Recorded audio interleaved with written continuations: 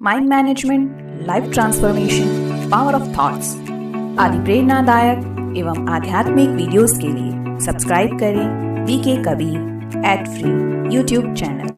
दिल से निकली बात दिल को जाती है, इसलिए दिल से की हुई सेवा भी दिल को लगती है। जब सेवा कर ऐसे जैसे वो डांस कर रहे थे ना, है ना, पूरा भावना डाल के, जब ऐसे ही हम सेवा करते हैं ना भावना डाल के, तो वो दिल में जाके लगती है सीधा, और उसका रिटर्न ना मिले आपको, हो ही नहीं सकता।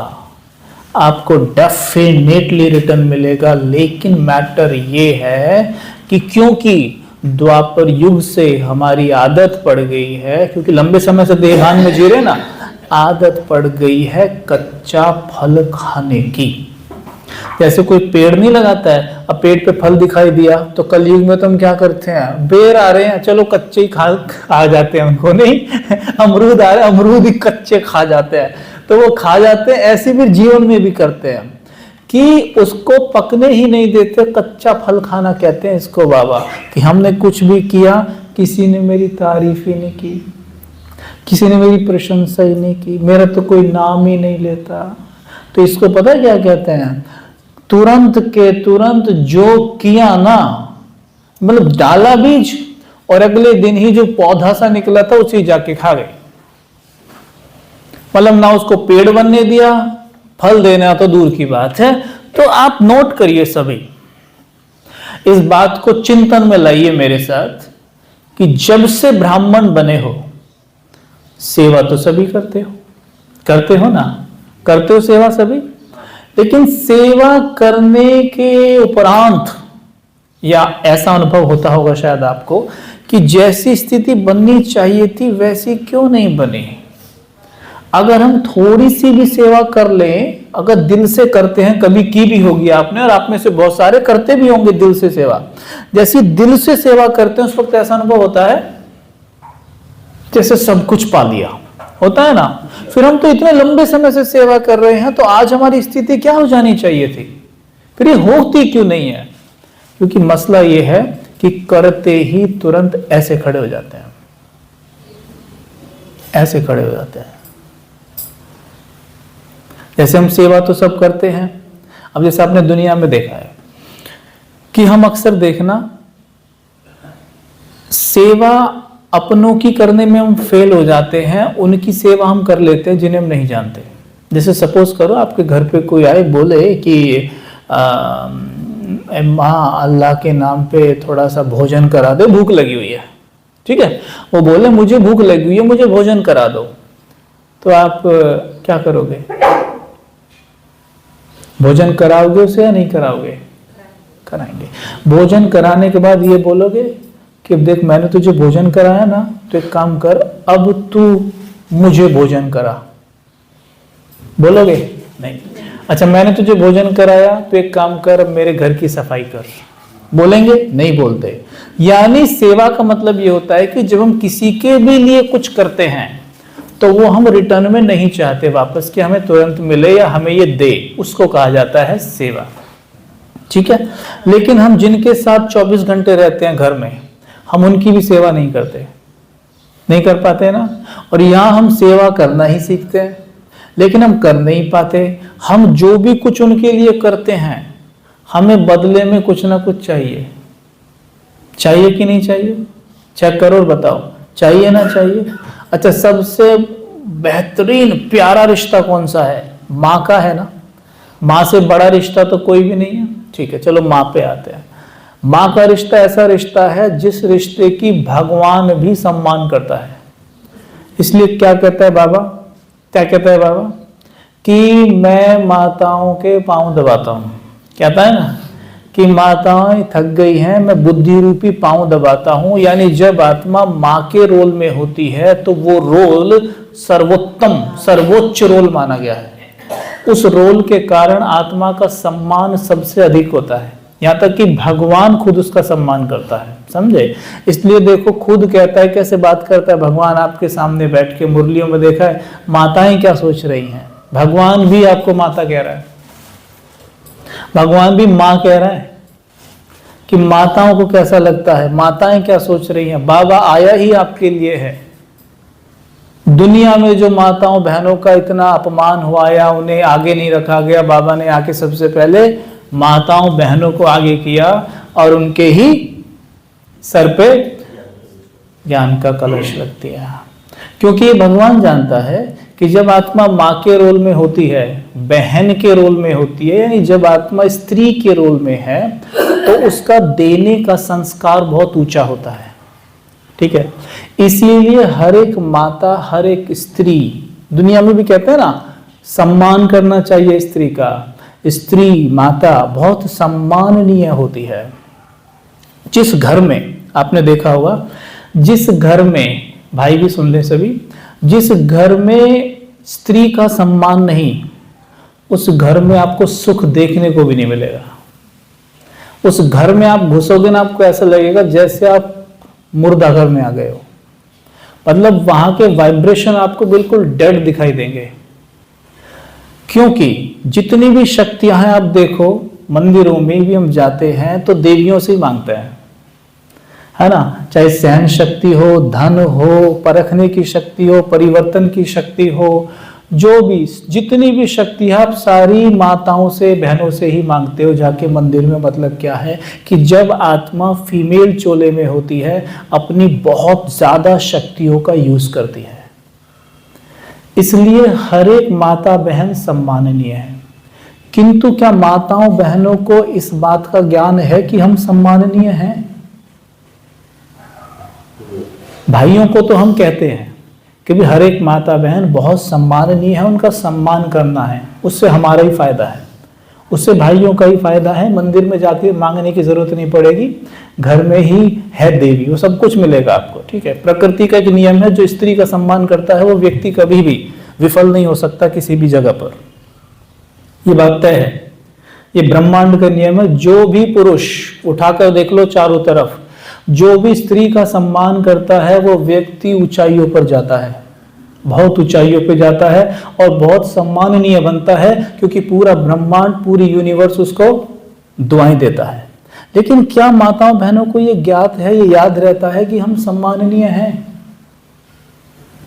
हमारा सम्मान जब तक कोई नहीं करेगा, जब तक हम खुद का सम्मान करना शुरू ना कर दें। कैसे कहती है माताएं बहनें आके कि भाई जी घर में ना पति मेरा सम्मान नहीं करता, कहता वहाँ जाती है ब्रह्मा कुमारी में फलाना ढिमका, कोई मेरा सम्मान नहीं करता, मुझे तो डांटते भी हैं, कोई मेरी सुनता नहीं। लेकिन खुद से प्रश्न करो, क्या मैं सम्माननीय खुद को मानती हूँ? क्या मैं खुद को सम्मान देती हूँ?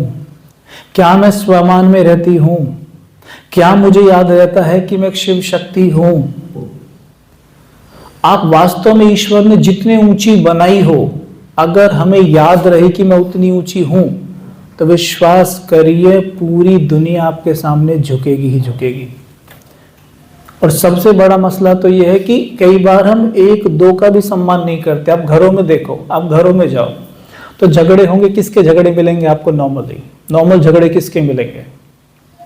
अभी परसों की मुरली में कहा था ना बाबा ने कि कहावत है, चार माताएं एक साथ नहीं रहती, और यहाँ देखो रह के क्या कर रही हैं। लेकिन घरों में झगड़े किसके मिलेंगे अधिकतर? बहू और सास के होते हैं। सास बहू के झगड़े रहते हैं ना, और वो दोनों भी स्त्री ही हैं, ठीक है, पर उन्हें पता ही नहीं है कि महान स्त्री हैं, हम महान हैं, हमारे अंदर बहुत शक्तियां हैं। कहते हैं ना, कहते हैं, देखो कितना कहते हैं हम कि स्त्री में ना सहन शक्ति बहुत होती है। कहते हैं ना, स्त्री में सहन शक्ति बहुत होती है। स्त्री में सहन शक्ति नहीं होती, वास्तव में माँ में सहन शक्ति बहुत होती है। जब स्त्री माँ के रोल में है तो सहन शक्ति काम करती है, लेकिन स्त्री की सहन शक्ति सास के लिए तो काम नहीं करती, बहू के लिए तो काम नहीं करती, और यहाँ तक कि कई बार पत्नी के रूप में भी काम नहीं करती। अगर जो युगल है उसने आपके हिसाब से कटोरी यहां से उठा के यहां न रखी ना, तो कयामत आ जाएगी। मतलब घर में ना उतनी सी बात पे बहुत बड़ा झगड़ा बन सकता है। तो सहन शक्ति वहां भी काम नहीं करती, लेकिन माँ के रूप में सहन शक्ति सबसे ज्यादा काम करती है। तो इसलिए बाबा ने बोला कि आप सभी शिव शक्तियां हो, शिव की पार्वतियां हो, इसलिए सिर्फ एक या दो बच्चे की मां नहीं हो, सबकी मां हो। और जब आत्मा ये मान लेती है कि वो सबकी मां है, तो वो केवल और केवल देगी, और सबको ऐसे ही देगी जैसे उस बच्चे को दे रही थी जिसे अपना बच्चा मान रही थी। और तब ये दुनिया स्वर्ग बन जाती है। तब वही माताएं लक्ष्मी कहलाती हैं, वही माताएं सरस्वती कहलाती हैं, वही माताएं पार्वती कहलाती हैं। और उन्हीं माताओं का यादगार है, मंदिर में उनकी पूजा होती है। ठीक है, समझ में आती है ये बात? तो हमें क्या याद रखना है कि मैं कौन हूं? शिव शक्ति, मैं शिव की पार्वती हूं। ठीक है, शिव मेरे साजन हैं, मैं उनकी सजनी हूं। तब देखो ये सब आपको बच्चे ही नजर आएंगे। और जो एक गलतियां होती तो सबसे है, पर थोड़ी सी माताओं से थोड़ी सी ज्यादा हो जाती है। करते भाई भी बहुत है, कम नहीं करते, लेकिन माताओं से थोड़ी सी ज्यादा हो जाती है, और वो होती है इधर की उधर करना। मतलब कोई चीज दिखाई दी, ये थोड़ी ठीक एक्यूरेट नहीं है, तो एक माता से नहीं रुका जाता, वो ही बात दूसरी माता को बोले बिगर, और फिर वो चीज ऐसे पास होती है जैसे व्हाट्सएप पे मैसेज कर दिया जाता है। हाँ, हंस रहे हो? अभी आपके पास आता हूं, रुको। तो वो फिर ऐसे पास होती है जैसे व्हाट्सएप पे मैसेज हो जाता है। जब व्हाट्सएप पे मैसेज तो पास हो गया, लेकिन विचार करना सब मेरे साथ, जब वो बात आप किसी को बता रहे थे, उस वक्त आपकी मानसिकता क्या थी?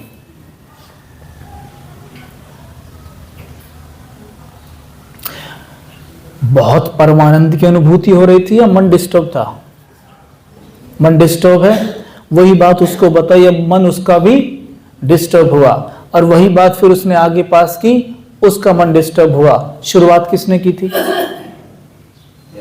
मानो ये माता ने शुरुआत की, ठीक है, इन माता ने उनका माथा खराब किया, उन माता ने उनका माथा खराब किया, और इन माता ने और दो चारों का माथा खराब किया, फिर उन्होंने भी दो चारों का और माथा खराब किया, उन दो चारों ने और दो चारों का माथा खराब किया, और ये बात पूरे उसमें फैल गई। लेकिन शुरू किसने किया था? यहां से शुरू हुई थी।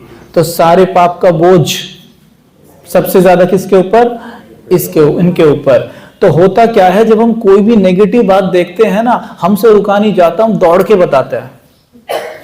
पता है, अरे आज तो मसाला मिल गया, जल्दी से जल्दी अनीता सुनीता या बबीता या युगल भी होते हैं, उनको भी बतानी है, यानी सबको वो बताई जाती है। ठीक है, लेकिन होता क्या है, जब आप बता रहे होते हैं तो सूक्ष्म पाप के भागीदार बनते जाते हैं। और बड़ी बात, जिसकी बात आपने किसी को बताई थी ना, जिसकी बात किसी को बताई थी, इतनी सारी आत्माओं ने उस अकेली आत्मा को नेगेटिव वाइब्रेशन दिए हैं।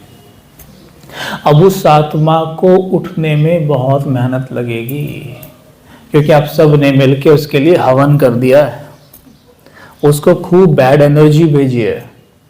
ठीक है, और ये बहुत बड़ा पाप है।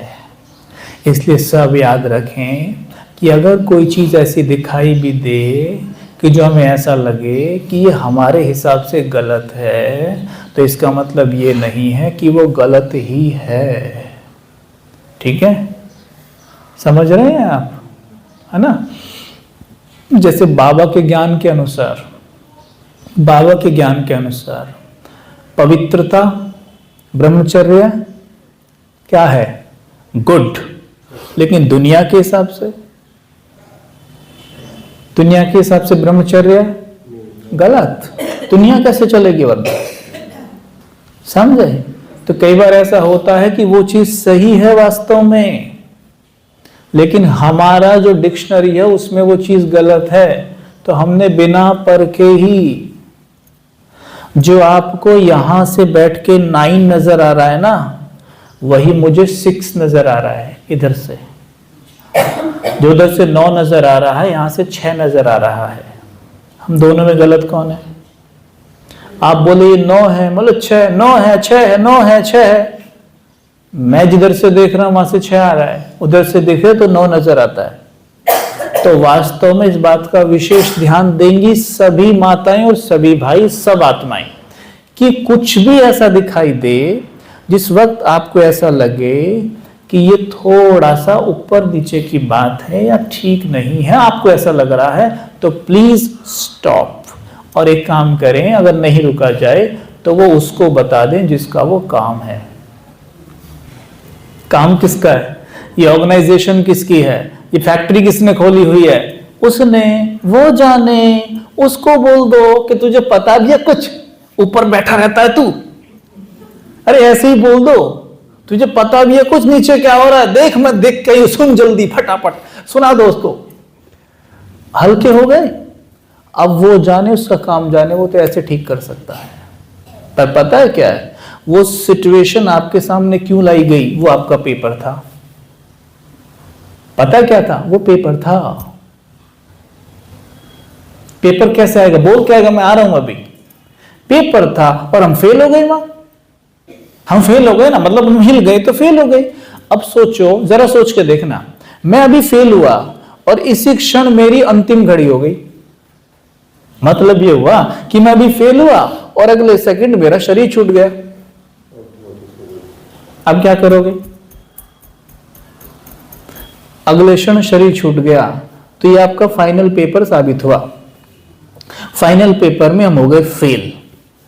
अब कोई बच्चा पूरे साल बहुत अच्छा पढ़ा हो और आपका रिकॉर्ड बहुत अच्छा है, अब फर्स्ट महीने के एग्जाम में भी आपने अच्छे मार्क्स लिए, दूसरे में भी अच्छे मार्क्स लिए, तीसरे महीने में भी अच्छे मार्क्स आए थे, वो भी जुड़ेंगे। लेकिन जो फाइनल था ना, फाइनल था, आप उस फाइनल एग्जाम में इतने बुरी तरीके से फेल हुए हो कि आपके पूरे वर्ष के जोड़ भी दिए जाए ना तो भी फेल ही आ रहा है, 33% क्रॉस नहीं हो रहा। हो गए फेल। तो ये सब ध्यान रखना कि जब जब हम डिस्टर्ब होते हैं, जब जब हमें गुस्सा आता है, हम परेशान होते हैं, विचलित होते हैं, कुछ भी हो, ये अंतिम भी हो सकता है। इसलिए सवेरे बोला था ना कि मन की तरंगों को थोड़ा धीमा रखिए हमेशा। इसलिए सांसें थोड़ी लंबी लेते रहा करो।